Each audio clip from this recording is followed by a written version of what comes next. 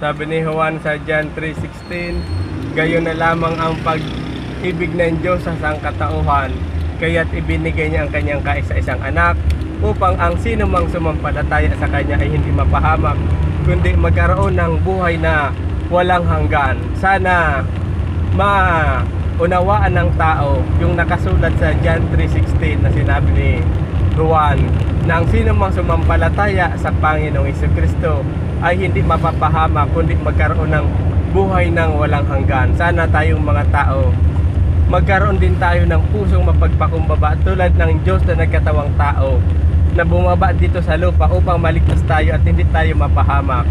Kaya sana maging ugaling panlangit tayo, kasi ang gumawa sa atin ang Diyos na tagalangit, hindi si Satanas.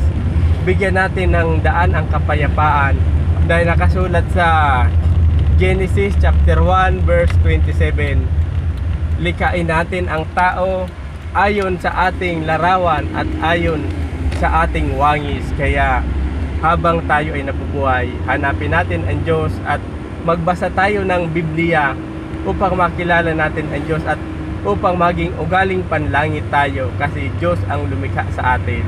Maraming salamat mga kaibigan, mga kapatid, at to God be the glory.